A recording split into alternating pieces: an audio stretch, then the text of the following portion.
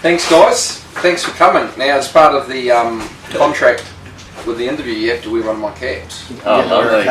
Bjorn Baker Racing. But I do want them back after His head of hair. I don't know if it's going to be good for Cap. But we were just talking, well, the first time in Australia, a lot of us definitely heard about the Bjorn Baker name was around the time that Lion Tamer sort of won the Derby. How long were you thinking about coming to Australia? Was it in your plans at that point?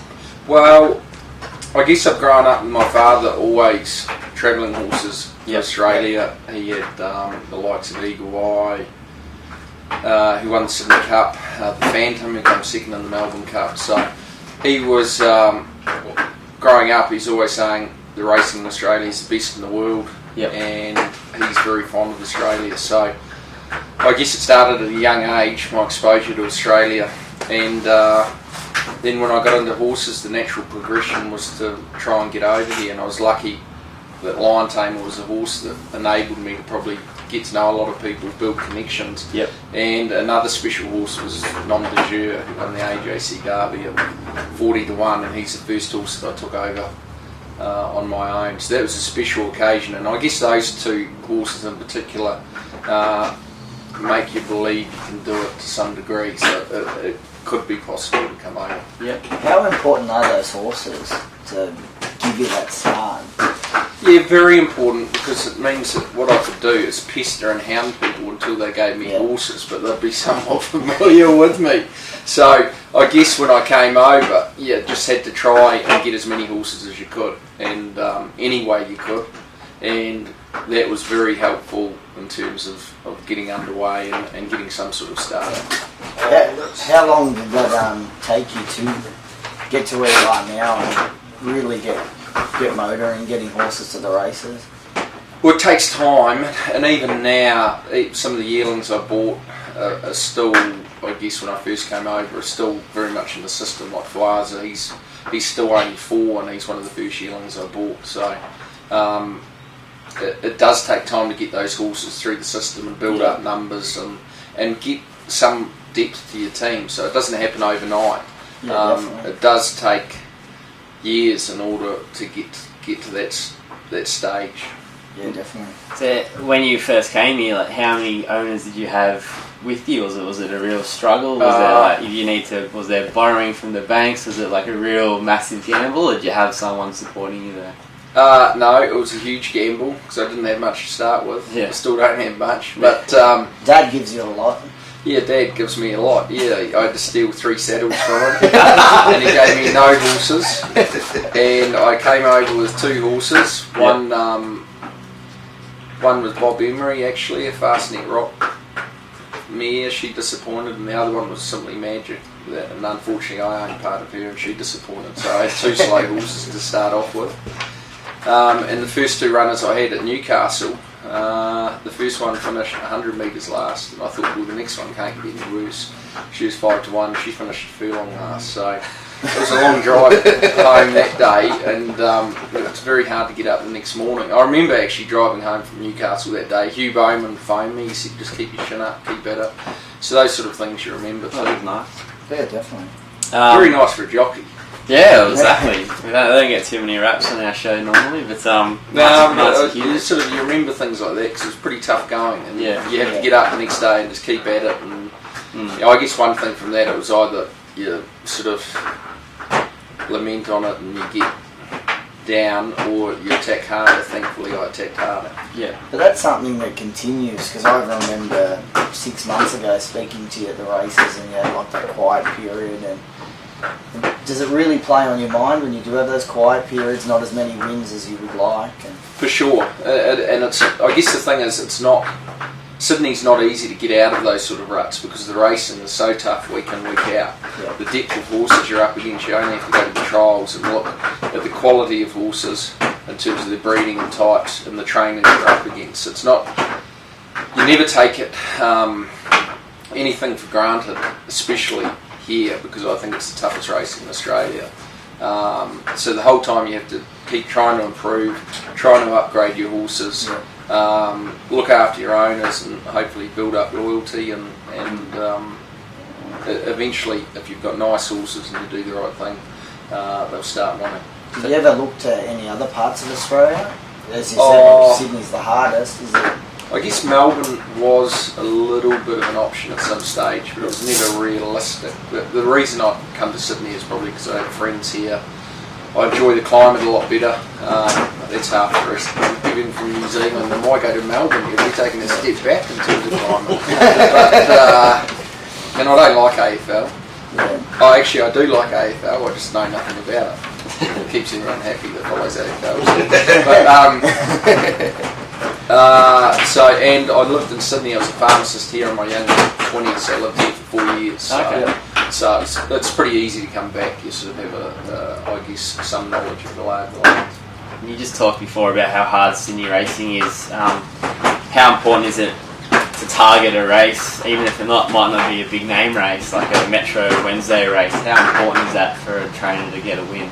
Yeah, well, as I see it, the Metro races, that's where I want to, like every horse I get, you're hoping it can be city class, win Metro races and come here.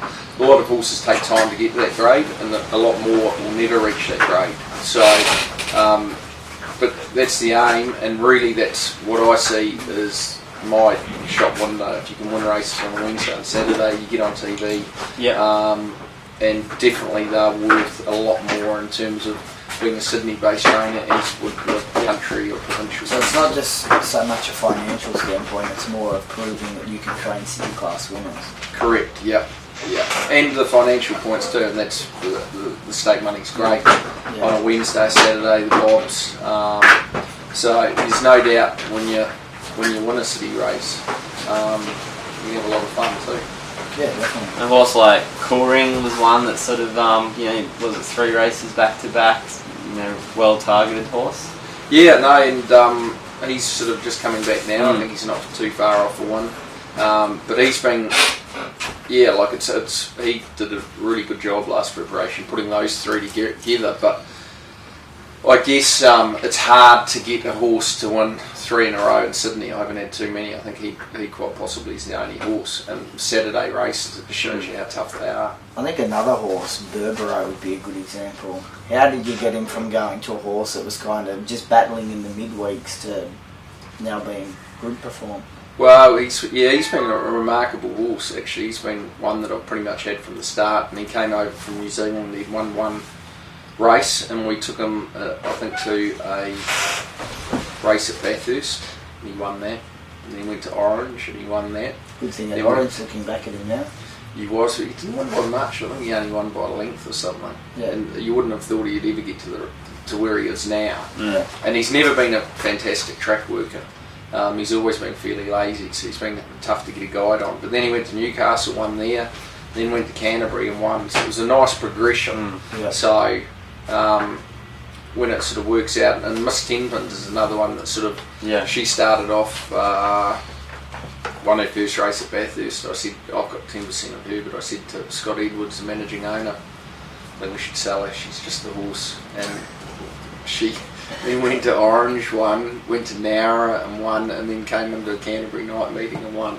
So she's been a lot of fun, and she won last week, so she's not far off winning the Saturday race. She's been a great horse to have. Is that something that punters should look out for with you? Not many horses progress from an Orange or a Bathurst all the way through to Metros. Is that something that you sort of specialise in, or is it just you just happen to get 3 horses that have... I don't know, maybe I'm a bad judge to start with. I don't know. Sometimes they just keep improving, and that's the thing. There's only one rule with horses. There are no rules. Yeah. So I think some of them just keep improving and going through the grades, and then others you win a race and you think they're going to keep going and they don't. So there's no doubt with time most horses tend to get stronger, mentally better as they have more races. They know what they're doing too. So there's always logical improvement, but some horses improve more and others don't. So would you say you're quite soft on your horses early when you do try and give them the time to grow and you take them through the grades? Oh, it's really on a case-by-case basis. Yeah. I guess one thing about this season, even though it's been a good season in terms of Metro ones, is I haven't been probably as successful as with my 2-year-olds as I have been in previous years. So Yeah. that's something we're looking to build on next year. Probably be a little bit more aggressive with the right horses.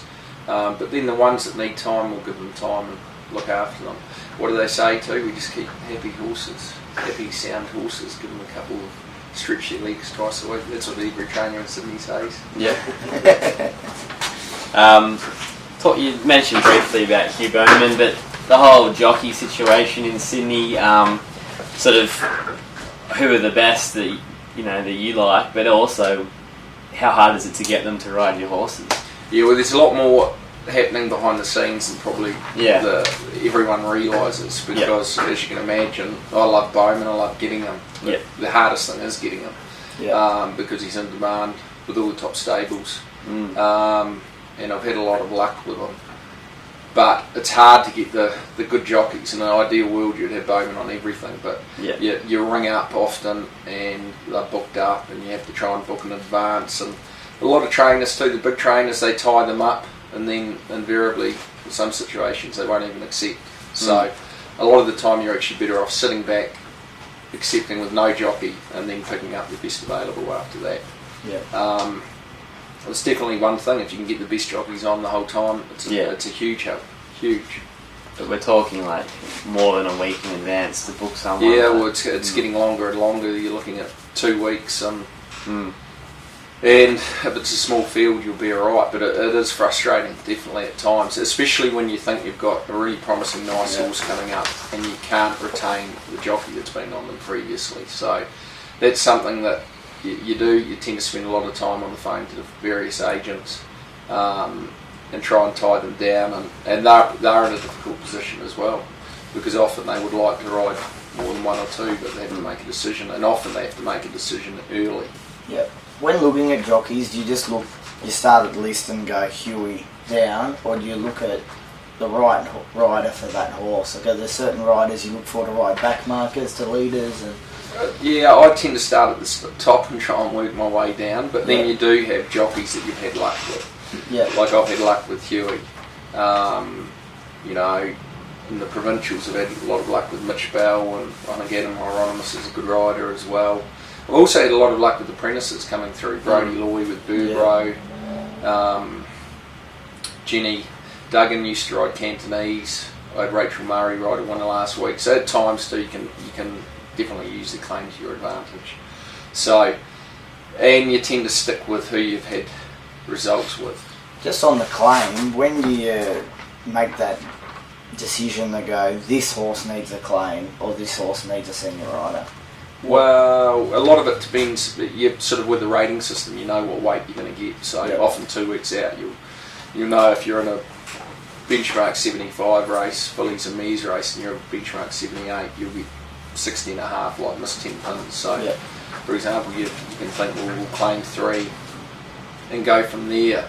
And often too, it comes down to who's available and who you can use and who you can't. But you definitely have jockeys from time to time that suit various horses, like with Havana Ray, Glenn Schofield used to ride him superbly. He was a front runner, hard going horse, and no doubt that him and Havana Ray definitely clicked. Let's talk about form and assessing your chances going into a race. Like how big are you on it? What sort of people and methods do you use to assess your horse's chances and placement, I suppose? I've got a couple of half-baked form pundits that try and help me out and give me heaps of advice. Thankfully, I don't listen to them too much. One of the guys is here, maybe? Yeah, a lot of knowledge. No, it's... definitely you try and get any advantage you can. And Sydney racing very tactical from time to time. It all comes down to the last 600 being able to sprint and where you are in the run and positioning and so forth. So that's why it's crucial to get one of the leading jockeys if you can. Yep.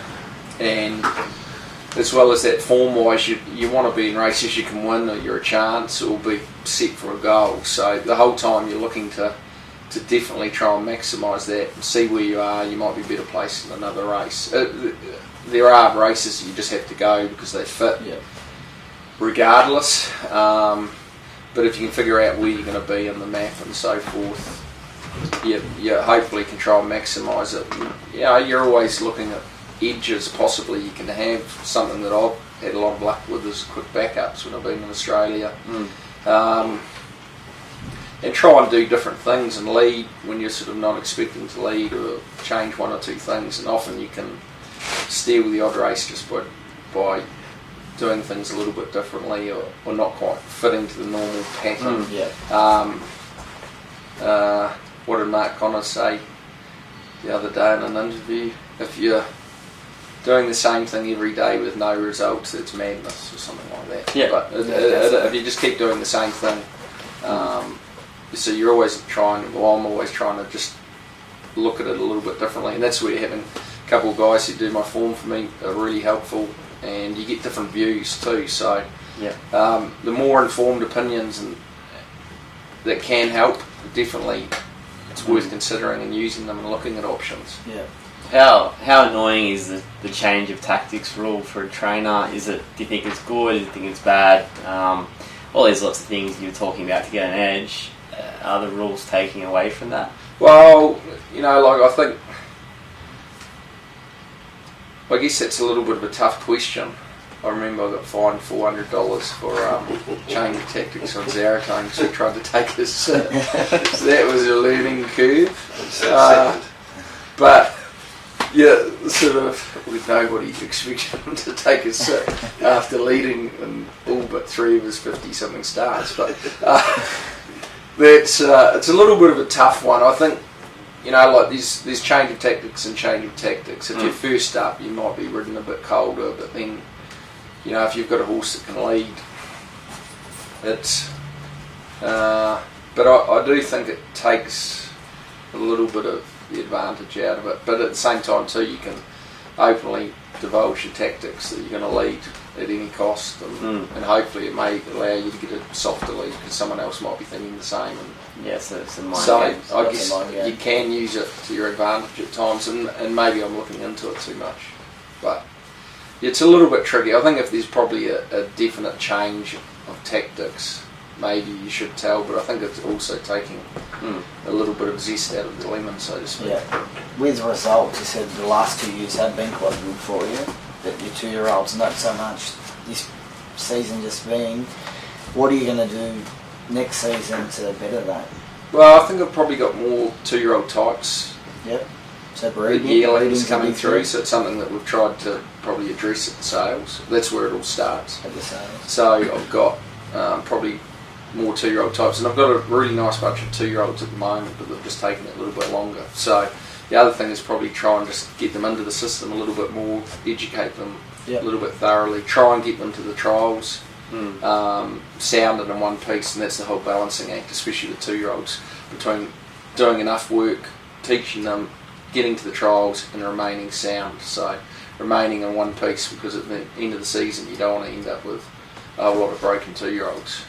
So that's always the balancing act, and that's something that I guess every trainer's feeling mindful of. Just how many 2-year-olds do you reckon, obviously roughly, do break down and not get through the system to the races? Because that's one thing a lot of hunters, I don't think, do realise how hard it is to get a horse to the races.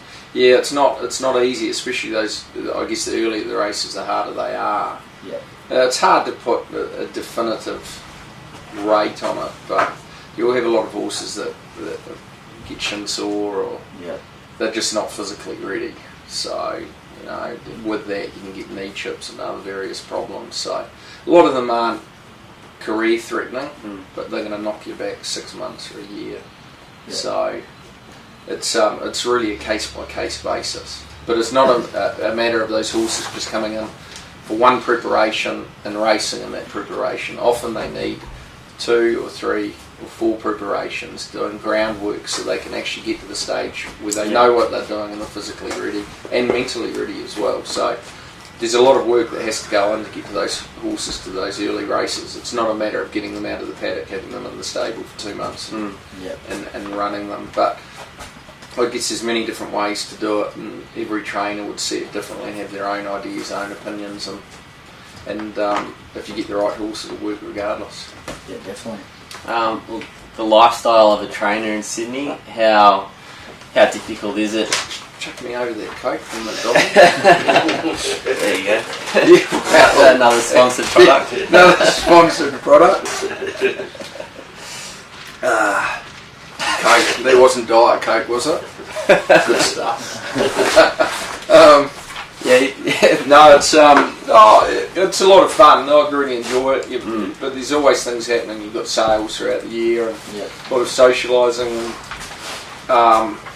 There's early starts, as you know, which are great in some ways and tough in others. It's tough in the morning like today where it's pouring with rain. Yeah. So it's definitely full on. It's never ending. The whole time the horses need care. You need good staff, and it's not for the faint-hearted. So it's not a 40-hour-a-week job. Like my ex-job as a pharmacist, you walk out the joint at 6 o'clock. It's over. It's over. Yeah. Just on staff, how hard is it to get good staff? Well, and how do you go about it? That's what you need. You need good staff, and I'm lucky. I've got good staff. A great foreman and James Clark, my racing manager. He's just about to leave. Really good track work riders, and that's a key too. If you don't have good track work riders, you have bad track work riders. They can do you more damage in a day's riding than.